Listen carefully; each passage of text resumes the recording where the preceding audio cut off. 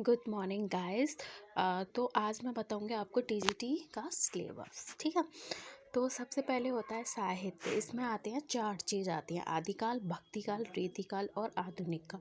जो आदिकाल है उसमें से 10% का आता है, और जो भक्तिकाल है उसमें से 25% और रीतिकाल में से 10%, यानी 10 नंबर मान लो, और आधुनिक काल में से 55%। जो आदिकाल है इसके अंतर्गत आता है, आदिकाल है इसके अंतर्गत आता है हमारा सिद्ध साहित्य, अपभ्रंश साहित्य, जैन साहित्य, फागु काव्य या नाथ साहित्य, रासो साहित्य और विद्यापति और अमीर खुसरो और लौकिक साहित्य आता है। ठीक है, दूसरे नंबर पे आता है हमारा भक्ति काल। इसमें 2 धारा होती हैं, निर्गुण धारा और सगुण धारा। अब निर्गुण धारा में आ जाते हैं ज्ञानाश्रयी शाखा, और निर्गुण धारा में आ जाते हैं प्रेम मार्गी शाखा। इसमें आते हैं सूफी शाखा। ठीक है, सगुण में आ जाते हैं राम भक्ति शाखा के, और सगुण धारा में आ जाते हैं कृष्ण भक्ति धारा की। ठीक है, थर्ड नंबर पे आता है हमारा रीतिकाल।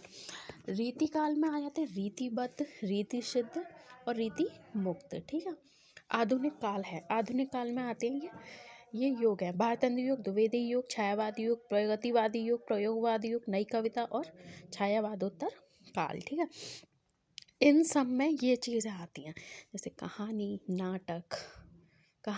नाटक, निबंध, रिपोर्टाज, उपन्यास, आलोचनात्मक कथन, जीवनी।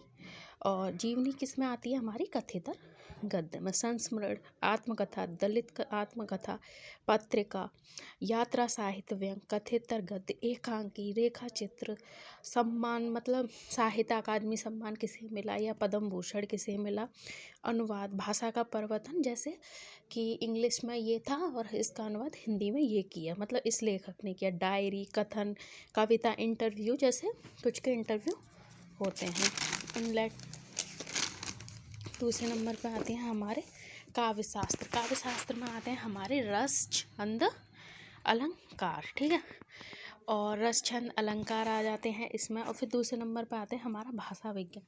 हमारे भाषा विज्ञान में आते हैं बोली, लिपि, ध्वनि,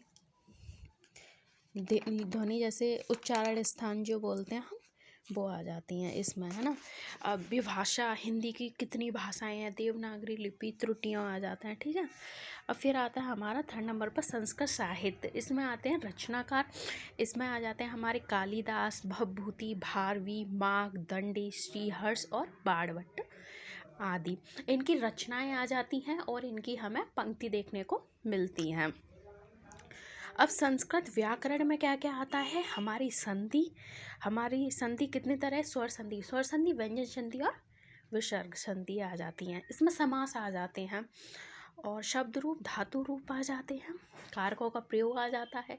अनुवाद, हिंदी टू संस्कृत अनुवाद हमें देखने को मिलता है।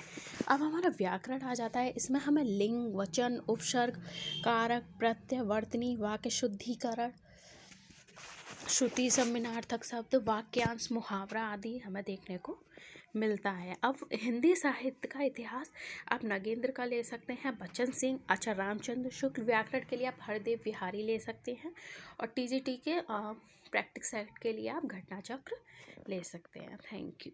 Please like and subscribe my channel.